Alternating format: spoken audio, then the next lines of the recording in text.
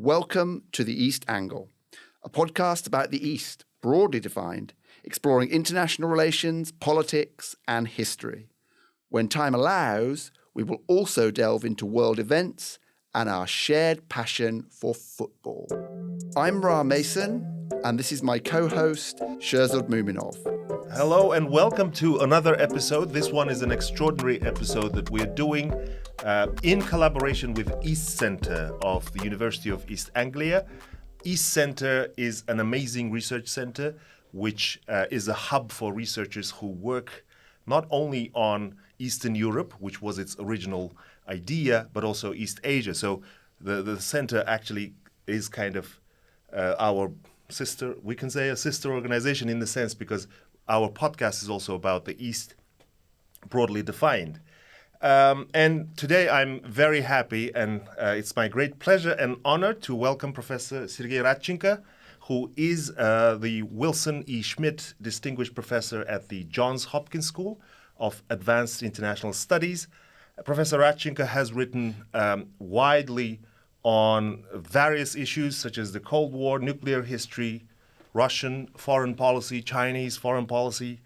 The topics are actually too numerous for me to list them all. He is visiting us at the UEA to talk about his latest book, published last year from Cambridge University Press. So I'm going to just show it like this, but we can also put the description in put the link in the description below. The book is titled "To Run the World: The Kremlin's Cold War Bid for Global Power." So this book is one of many books that he's written. So just to list some of the previous books: Two Suns in the Heavens, the Sino-Soviet Struggle for Supremacy, and Unwanted Visionaries, the Soviet Failure in Asia. So welcome, Sergey. It's great to have you, and we will have a brief but quite a topical, I hope, discussion about the world. I will just kick off the discussion. As usual, we start with personal questions. So I knew... How personal? Not too personal, but I knew from you yourself have told me that you were born on the Sakhalin Island. And your bio also mentions that.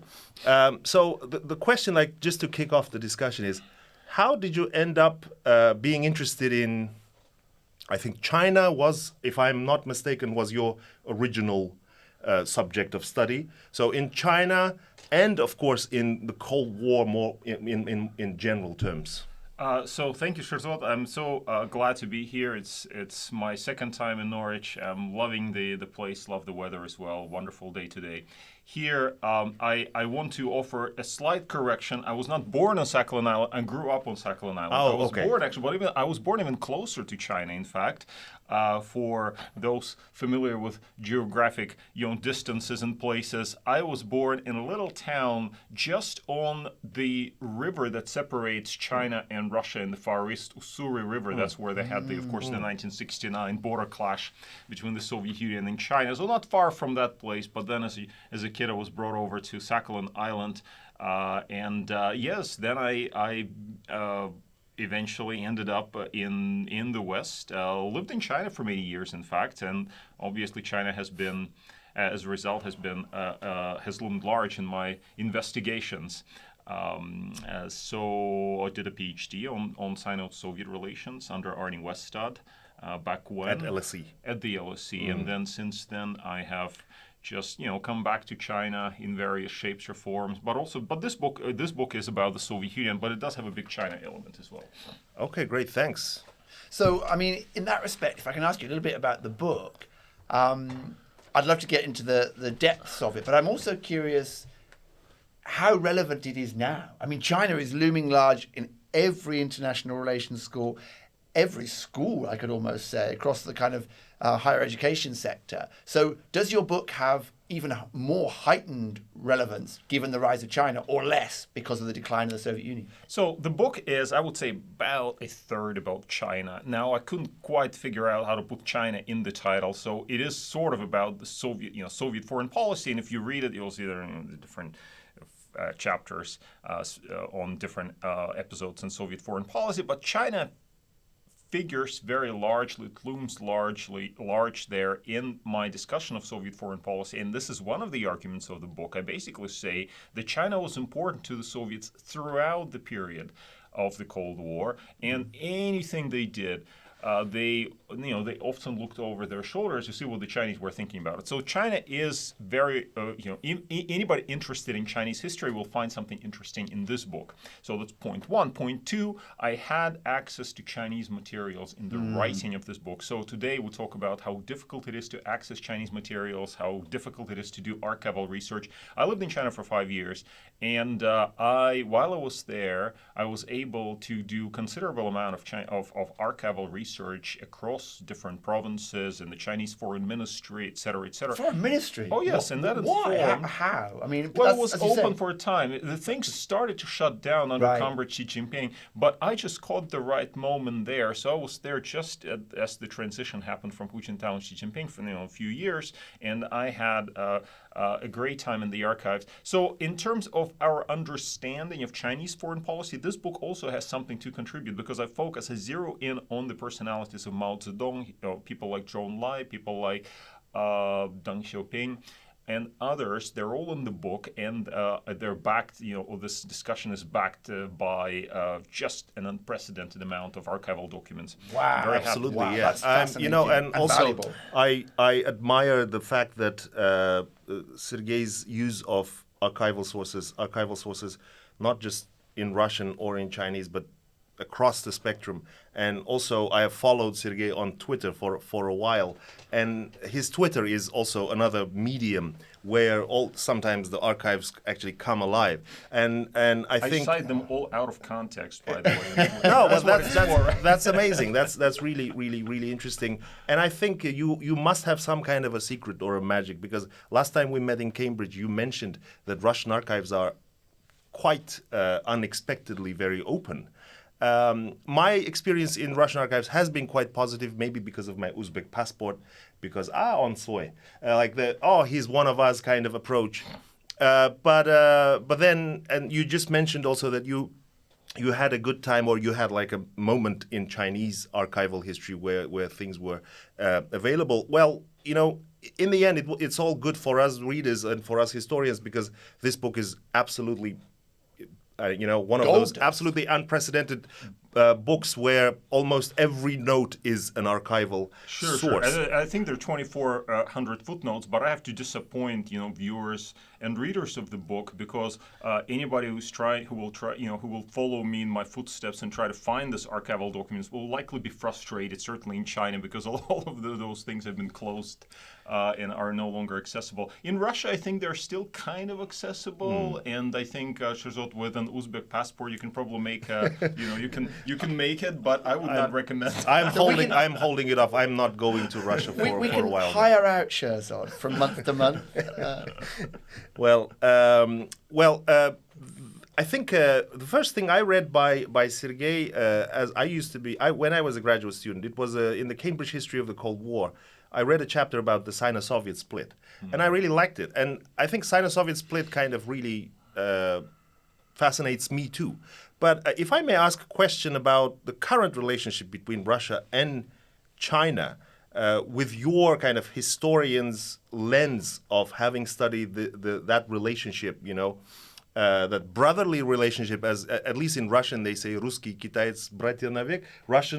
The Russians and the Chinese are forever brothers, But now that relationship looks even more kind of interesting, bromance, but it has flipped. The tables have turned. In that chapter, for example, you talk about the dismissive way or disdainful way in which the Soviets, even racist way actually, in which the Soviets kind of dismiss the Chinese. But the dynamic has changed completely. Do you think this dynamic will stay on going into the future, and how will that change dynamic influence, specifically with the war in Ukraine, but overall Russia's standing in the world? So, I mean, first of all, thank you for bringing up my chapter in the Cambridge history of the Cold War. I was so proud back when to write it. It was edited by Arnie Wested and Mel Leffler, and at that time I was just a recent graduate student or a recent graduate with a PhD, and I was so excited to be contributing to this volume, to one volume of the three-volume history of the Cold War, which I still think is probably the best way to learn about the Cold War. To just get those 3 volumes and read through them, including my chapter in which I talk about the Sino-Soviet relationship in the 1960s. Now, as it happens, that relationship was pretty bad in the 1960s. Why is a good question. My personal view is that it had something to do with the inequality of the alliance, but also there has to be an additional explanation, because structural inequalities don't quite cut it, because they were allies for 10 years, right? They were allies for 10 years. So what happened suddenly that they started to hate each other? And I argue that the personal ambitions of people like Nikita Khrushchev and Mao Zedong really played a great role, because each wanted to be the leader. Did Mao not see Khrushchev as a failure and a traitor because of de-Stalinization and all of that? And the Korean War, the fact that China committed so much and sacrificed so much in the Korean War and the Soviet Union did nothing, and even though that was Stalin, he kind of blamed Khrushchev. So lots of complicated factors here. First of all, was Khrushchev a failure in Mao's eyes? Well, Khrushchev was a nobody in Mao's eyes compared to him. I mean, he was a revolutionary leader, somebody who took China out of its semi-colonial status and raised it up as one of the great powers. He felt that he was perhaps an equal of Stalin, but he was willing to defer to Stalin. But once Stalin died in 1953, Mao thought that he was the guy who should define the strategic direction for the entire communist world, and not some guy like Khrushchev, whom nobody knew who he was. And so there was this element of personal disdain combined with an apprehension about being bullied by the Soviets, because the Soviets wanted the Chinese to follow their example and to come along and to endorse their policies. I think that the ideological constraints of this alliance actually made it more fragile. And that, by the way, pivoting back to what Sherzod was talking about in terms of the present, today we have an alignment between China and Russia that is not quite as ideologically isn't it nationalist on both sides, though? Isn't it now basically nationalist rather than communist? Okay, I mean, you can stretch the meaning of ideology and to say, well, actually, it's nationalist ideology. But in this case, they have different nationalist ideologies because they, well, you know, one is trying to make China great again, the other is trying to make Russia great again. Everybody's a MAGA now. But I think it's not the same kind of ideology that they had in the 1950s, which was a more it was more like a church doctrine, and you're supposed to have one pope. You know, when you have two popes in the church or two sons in the heavens, as the title of my book went back in, the title of my PhD thesis. Two sons in the heavens. It's a Chinese proverb, actually, that you cannot have two sons in the heavens or two rulers on earth. And so, in that particular context, the ideological, the rigid context of the 1950s, ideology actually helped weaken the alliance. Whereas now it's much looser. There's no clear requirement to endorse the other side on any range of issues. By the way, if you think about 1959, the Chinese and the Indians went to war. The Soviets were trying to stay neutral in this whole quarrel, saying, "Oh, wait a second, the Chinese are our brothers, the Indians are our friends. We'll stay neutral. We don't want to quarrel or to participate in this quarrel." The Chinese thought that this was outrageous. This was a betrayal. Understandably, really, right. Today, let's say China and India go to war. God, forbid, they save us from this eventuality. But suppose they did, the Russians can just stay out and say, it's not our business, right? For sure. Because the Chinese will not say that they have an ideological obligation to support. So I think ideology actually can constrain. Recently, literally this week, you wrote about China in the Foreign Affairs, I think. China being reluctant to lead the Axis. So can I ask you about that? So again, kind of to return us to the present, while the history is fascinating, and I am, as a historian, am fascinated. So that dynamic between Russia and China. So why is, for those listeners and readers who haven't read The Foreign Affair, by the way, check it out, it's really good. But for those who haven't read, and maybe you could just expand, why do you think China is not going to, Take willing leadership, to, right? Yeah. take leadership? Right. So the reason I wrote this article is because I have been concerned for some time that we have a tendency in the West to oversimplify things, and we like to bunch things together. They don't belong together, or they don't quite work in the way that we expect them to work. So when we've had this idea, certainly in Washington in certain circles, about basically China, Russia, North Korea, and Iran being members of some bloc. The new axis of evil. I mean, I think personally it's a ridiculous notion, but it was very interesting for me to explore this issue with Chinese colleagues. Now, you always have to be careful, of course, when you do this sort of thing, because obviously nobody's free now in China to talk about what the Chinese really think, or nobody knows what Xi Jinping actually thinks. But there are good reasons, apart from conversation with Chinese colleagues, to see that, for example, China and Iran actually have very little in common. One is basically A theocracy. a theocracy. The other is a rapidly, or maybe no longer so rapidly developing Atheist authoritarian. Yeah. That's right. So it's a very different kind of thing. But one thing that concerned me there is I was trying to understand. I was part of Track 2 dialogues in Beijing and then in Sanya, and I was interested in it was all about North Korea. I was trying to see what the Chinese what their thinking was about North Korea in particular, and I could see there was a lot of frustration with the North Koreans. The North Koreans always are everybody finds them frustrating. Yeah. You cannot get anywhere with them. So that that was, I think, what prompted the writing of this article. But basically, when it comes to Sino-Russian, come back to Sino-Russian relations. The key thing to understand here is that the Chinese think about the world in very geopolitical terms. So, of course, they think about Russia as an important factor out there, as an important partner with whom they have a very close relationship. They don't want to undermine this relationship because they understand that historically, when Russia and China quarreled, it was not good. It didn't turn out to be so well. So they want to have a productive relationship, and moreover, they understand that while Russia exists out there as a factor of international politics, it will pull some of the energies of forces that are potentially hostile to China, not potentially, but actually hostile to China, towards itself. And so they think about Russia in that kind of way. That doesn't mean that they're basically in bed with Russia on every issue. There are divergences between China and Russia, and I don't think it's correct to talk about some kind of axis, even between China and Russia, never mind with North Korea or Iran involved in that. So in that case, does that mean that this week's politics or last week's politics are going to have a profound effect? Because it looks very much, and I think the general speculation is that Russia and the United States, if, for example, the UN vote is anything to go by, are going to be more closely aligned. And we're going to see Russia either pull the United States back into a sphere of influence, or perhaps the United States pull Russia back into its sphere of influence, which would then isolate China potentially,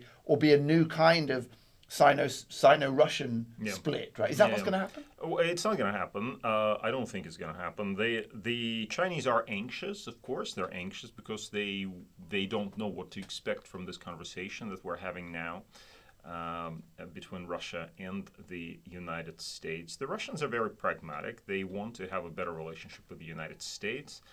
And they will use that relationship to leverage their relationship with China in order to get better terms from the Chinese, because the idea of being overly dependent on China is also not particularly attractive. But that doesn't mean that they will now turn their backs on China and say, oh yeah, we just wanted this recognition by the United States, but now that we got it, now to hell with you, the Chinese, we don't need you anymore. Because no, there are real historical, economic, political reasons for a fairly close alignment between these two countries. Even if Putin was run over by a bus today and somebody more reasonable came to power in Russia who would pursue reasonable policies and not try to stir up chaos in the world, you would expect that person to basically engage with China and see a partner or seek a partnership with China simply because China is there. it's a neighbor. It's extremely important economically, and what's most important, I think, is you understand that when relations were bad, as in the 60s and 70s, well, that was not great for either Moscow or Beijing, and the only country that benefited from that was the United States. So when you hear in Washington this idea, and there are so many Kissingers in Washington now, in every Starbucks now, they're all sitting there. And, everybody's talking about doing a reverse Kissinger. Oh, we'll play Russia against China. You kind of, you listen to this and think, well, do they think that the Russians are stupid and they will want themselves to be played like that? No, of course not. Putin is smart. He understands what's going on, and he understands that this kind of approach on the part of the Trump administration, of course, this is good for Russia. Of course, there's, they'll now talk about some alignment of values. But this is not to say that they will now turn their backs on China. Sherzod, does this play into your thinking about, not that you dream of wishing Putin to fall under a bus? No wishing anything like that to anyone. But no, I mean, it's quite an interesting thing for me to read the book. I mean, I read parts of it. There are some juicy quotes and really good things, good evidence there. But what I really found interesting is your comparison of, or maybe not in direct comparison, but when you talk about the Soviet Union and then you talk about current Russia, especially in the conclusion. And I, for a long time, and I've been telling Ra a lot these days, when we listen to Western commentators, when they go on CNN or whatever, whatever network, cable news, and talk about Russia in the same way as they talk about the Soviet Union. And many of these people obviously are quite, middle-aged or a bit even older, people who remember the Cold War, people who remember the Soviet Union. One thing I can't stand is when they start projecting Soviet image on current Russia. And I always say, look, Russia isn't the Soviet Union, and Russia, even in terms of the ambition, I mean, I think if I could maybe say one thing about what I've so far learned from the book is the ambition seems to be still quite big on the Russian part. The idea that, Russia has this destiny, or Russia has this, it still kind of seems to be there. But my question would be, do you agree with this? Do you agree that, yes, the ambition was cloaked in Marxism, Leninism in the Cold War, and Soviet Union, as you say, justified their existence, but their right to be the global leader through the ideology. But then now, even without the ideology, the ambition is still there, but now it's become something else. Then can we also just add to that? Yeah. What is the extent of the ambition, in your view? Well, the ambition or the extent is as far as you let it go, basically. To run the world. To run the world. The Russians have had, it's a consistent problem with Russia. They have much greater ambition than they have the means to implement it. They really do have a lot of ambition. Even the Soviet Union? I mean, the Soviets, of course. I mean, the Soviets were clearly very global in their aspiration and ambition. And today, Putin, if you look at what he's trying to do, he understands that Russia, of course, has certain economic limitations, etc. But on the other hand, he sees himself as somebody like, something of a strategist for the recrafting of the world order, chief strategist. He's basically trying to shape the world order in ways that really go far beyond Russia's means. And you can say that Russia is punching quite above its weight, actually, in the sense of its impact on global politics. I think that's fair to say. It's fair to say. Is this because the West kind of enables that kind of image of Russia, because it's convenient, because yes, and Russian television or Russian media happily reproduce that media, the Veliki Geostrateg in Russian, like this geostrategist, the genius who always thinks like 2 steps ahead and always plays everybody, which that image has been kind of confirmed with what he did with Sure, but is this not just all building into a narrative that, yes, maybe Russia instrumentalizes, but it's enabling something which is never going to happen, which is Russia's expansion back into Eastern Europe. Is this not an extremely dangerous narrative to be discussing, in the sense that we could be, to borrow Donald Trump's terms, gambling with World War III. You're gambling with World War III. Are we not? If we talk about Russia in those terms, would it be not more sensible to create a narrative about how Russia has legitimate ambitions up to a point and there's a red line? Yeah. Well, the issue here is, of course, if you allow Russia to extend its ambition up to a certain point, after that point, they'll think, okay, well, what about some further points beyond that point? Right. That is the issue always. That's why, by the way, the Cold War, since the book is about the Cold War, that's how it happened, because you had an American policy called containment. And you might say in retrospect that, well, maybe containment was overblown, and maybe we did not have to do it because Stalin actually had no global ambition. He was already in the Soviet Union and was devastated by the Second World War. He just wanted to control a few buffer states in Eastern Europe.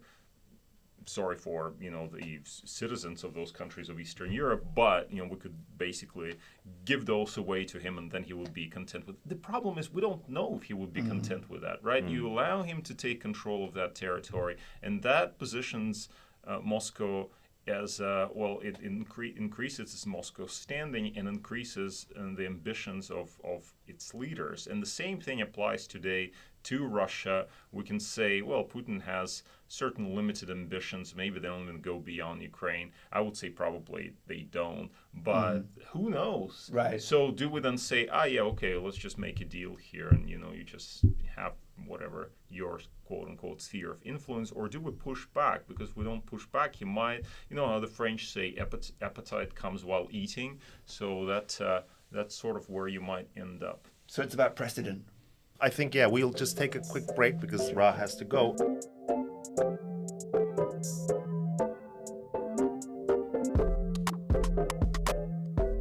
So we're back from the break, and in the few minutes, I would like to maybe ask about some of the things that are happening currently with the Ukraine war. So specifically what happened with Trump and with Trump's attempts to resolve the crisis, resolve the war, as he says. And if we seriously take the assumption that Trump's moves or Trump's rapprochement, if we can use that word, with Russia is a product of his deeper worry about China. First of all, do you buy that idea that he's giving up some of American positions or some of American strength because he wants Russia to be closer because he's more worried about China than Russia? So there's no doubt, Sherzod, that some people think that way in Washington. People who are incoming members of the Trump administration. I think about people like Breach Colby, for example, who is coming into the Pentagon now, being his just going through his confirmation hearings. People who are concerned about China's rise and are determined to do as much as possible to advance American interest in Asia Pacific, and for whom Europe is something of a distraction, and it's just something that is far from America's core interests. Ukraine is very far from America's core interests, so why bother? There's that view. And of course, as I mentioned, there are plenty of Kissingers who would like to do reverse Kissinger and use Russia against China. Most recently, Marco Rubio talked about this in his interview to Breitbart, saying that they wanted to give Russia more space. And, it makes sense. Some of that makes sense. I wouldn't take that too far. As I mentioned in my earlier comments, I think that the Russians would be stupid to take this bait and somehow turn away from China. They won't, but they will use the leverage acquired from better relations with the United States for, let's say, improving their standing vis-a-vis the Chinese. Now, as for, but there's another side to that, and that is that it's not really about confronting China. It's about recarving the world. Trump seems to think like a 19th century imperialist. He thinks in hemispheric terms. He thinks Monroe Doctrine terms? Monroe Doctrine types terms. Here again, he's talking about Greenland, Panama. He's talking about American power in the Western Hemisphere. And he is talking about having great power diplomacy and potential breakthroughs with both Russia and China. He's dealing with Russia now because he wants to get Ukraine out of the way, literally, actually, it seems. and deal with Putin on a new basis. But also, he's been talking about having a summit with Xi Jinping together with Putin, cutting military budgets by half, etc. That does not really align well with this idea of confronting China with, American might. So I think Trump is not necessarily fixated on this idea of this opposition to China. He wants to have 19th century concert of Europe, except it would be a concert of the world.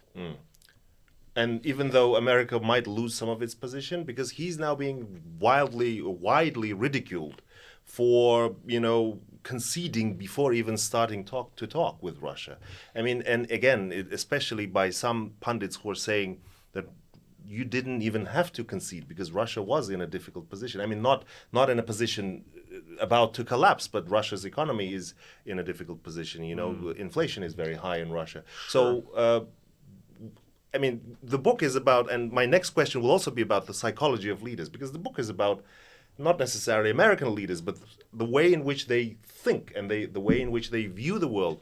And if you attempt to look into what's happening in Trump's mind, that thinking that he wants to have some kind of a 19th century global order, he wants to redo the global order, doesn't he care about America losing its stance and its say in that global order?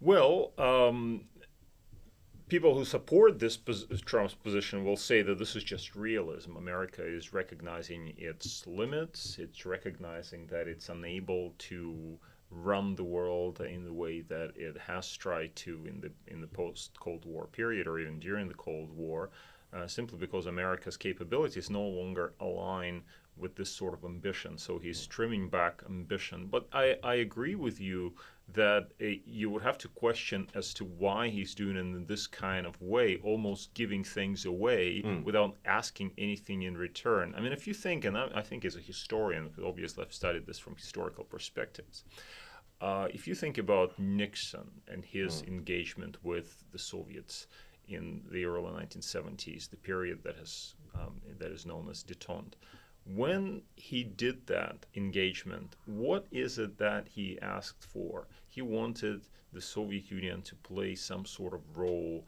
in helping America withdraw from Vietnam. So withdrawal from Vietnam was very, very important. Getting Soviet help there, it was called linkage. It didn't work, by the way. It never worked. But at least he wanted something.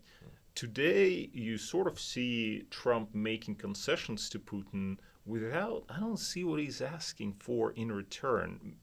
Maybe we don't know the entire picture, but I see him basically giving things away in the hope then later he'll have a good relationship which he can leverage for something else, but it's not even clear for what. So you basically undermine your allies, surrender Ukraine, which, by the way, even if you look at it as a realist, you might think Ukraine, yeah, it's expensive, and yes, it's a horrible loss of life, but it's not all that expensive. And after all, the Ukrainians themselves want to continue to fight. It's not like they're desperate to end the war. They say, no, we don't want the kind of peace that you're trying to impose on us because it's even worse than continuing the war. So, looking at it from this perspective, it's not clear what he wants. My hunch is that he sees himself as some kind of a peacemaker, as this guy who's just going to bring get the Nobel Peace Prize. Well, I don't even know if it's about that. Of course, he wants to. Everybody wants to get a Nobel Peace Prize, but I think in his case, it's a genuine conviction that he can fix the world if you work in accordance with what he calls common sense. And does that entail sacrifice of some parts of Ukraine? He probably would say, yeah, but who cares? And we don't know anything about it, and so why do we continue this conflict? So I can kind of see where he's coming from, but I can see the criticism of especially the Europeans who are saying, well, wait a second, why are you making those concessions, giving so much away without asking anything in return? Yeah, that's one of the things that also, I think shocked a lot of people, not just the Europeans, but I think on the European side there's also a lot of anger and this fear of abandonment. And the Japanese, actually, quite interestingly, if you look at the social media, when this Oval Office kind of showdown between Zelensky and Trump, Zelensky on the one hand and Trump and Vance on the other, people were commenting that we should get our nuclear weapon. Like some Japanese people were saying, because this is what happens, because they were referring to the Budapest Memorandum, saying like the Ukraine gave up nuclear weapons, and this is what happened to Ukraine. That is super interesting. I don't follow Japanese internal debates on this, so it's very interesting to hear from you on this. I was. When I was in China talking to the Chinese about this issue, just a few months ago, Dmitry Alperovich and I had a piece in the New York Times in which we argued that the United States should basically recognize North Korea and basically say, we're not going to prevent you from having nuclear weapons. I mean, that's basically reality as well, realism, because you can't prevent them. They already have nuclear weapons. And so when I raised this with the Chinese, they were like, are you crazy? This is terrible. And I said, well, what's the problem with this? And they said, well, this is really bad for China because this means that the South Koreans will want nuclear weapons, the Japanese will want nuclear weapons, and potentially even Taiwan will want nuclear weapons. So isn't that deeply destabilizing? And I didn't have much to say to that, but it's interesting what you say about the Japanese and how they reacted to Zelensky's. Yeah, the Japanese have always had, as you know, this fear of abandonment, even during the Cold War. But then Japan is also one of those countries, we talk with Ra about this quite a lot, which is in a very special position because it's a very close ally of the United States. But geographically, it's the closest nation to it is China. Yeah. And if anything, or North Korea, I think, is but also remember, they have a very close economic relationship with absolutely. China. Very, very absolutely. close. And probably one of the most important. I think it's, is it? No, like China is the greatest partner now. For it used to be the United States. Yeah. Now it's China, and I think for a few years now. And Japan is obviously a declining power, even economically. So you can imagine the nervousness in which they find themselves. I would like to ask you about one quote that you use, one of my actually favorite novels that you use, Crime and Punishment, and in that. From that novel, you take this quote in which Raskolnikov is asking himself, am I the trembling beast or creature, or do I have rights? Тварь ли я дрожащая, I think in Russian. And I really like that use of the quote, and in explaining the Soviet Union's kind of ambiguous relationship with the West and its ambiguous kind of, it's somewhat... like a very complex understanding of its own position. On one hand, yes, there is the pride and there is the expectation that you will be treated with respect and recognition. On the other hand, you realize that you're not as strong as the West. The question would be, can you say that in a similar way, Ukraine invasion for Putin was an example of him asking that question to himself? In the same way that, say, as you claim in the book, some of the Soviet leaders actually made some rash or not very wise decisions, which then backfired. And can you say the same about Russia's position? I think you could. It's always dangerous, by the way, to bring literature into history and books. But I really like Dostoevsky and this idea that he presented with Raskolnikov about asserting your right. Of course, Dostoevsky was not the only one who talked about this, right? Nietzsche, for example, has similar ideas with Superman and this idea of going beyond good and evil, beyond morals imposed by society. And so you have this Raskolnikov figure who basically says, well, do I have the right to kill the old woman, her sister in this case, which happened accidentally, of course. And he finds in the novel that he doesn't, right? Because why? Because Dostoevsky believes in the existence of morality as coming from God, defined by God. So in the end, Raskolnikov falls down on his knees and kisses the ground and begs for forgiveness, basically. But Putin would not do that, right? Putin would not do this. But Putin also brought up God in his New York Times article, as you cite, because he personally added that sentence about, well, what do the Americans think? Do they? I mean, he didn't literally say it, but the sentence is about, okay, there is God, who before whom we are all equal. Yeah, I mean that was This is one of those things. I don't know how much Putin actually believes in God. Who knows? Maybe he does.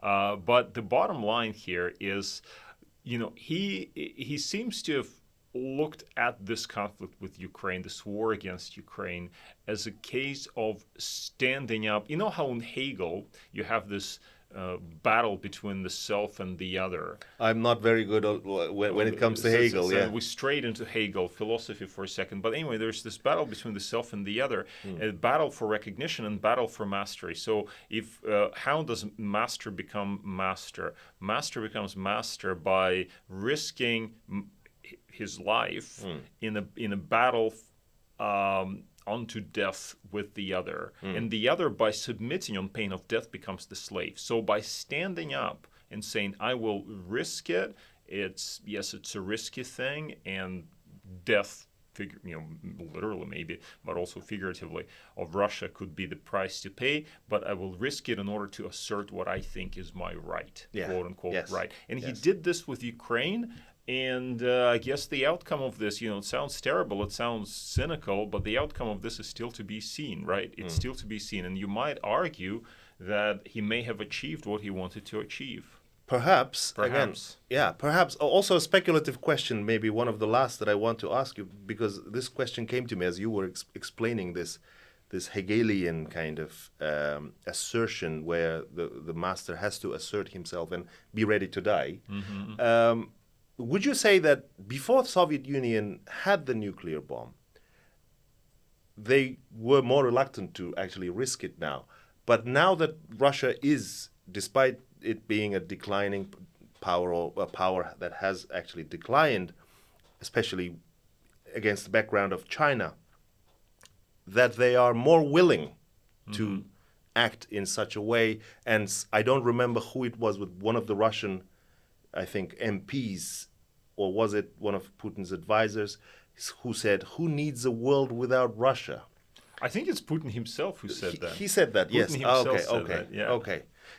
So would that back up basically one of the theses in your book, saying that, yes, that kind of proclivity for fatalism, again, going back to Dostoevsky, was always there, even in the Russian imperial times. I'm not oversimplifying, but now that Russia has somehow, even if it has declined, still has to remind the world, look, don't forget, we are the nuclear power. That's right, and I think that's a very important point. That is something that came through and with the nuclear revolution in the 1950s, and you can see a continuity between what Putin does today and let's say the policies of Brezhnev or Nikita Khrushchev, in the sense of using nuclear weapons to assert their right. Why? Because we can destroy the world. You don't want to do what we want? Well, then we'll destroy the world. And you can say, well, this is bluff.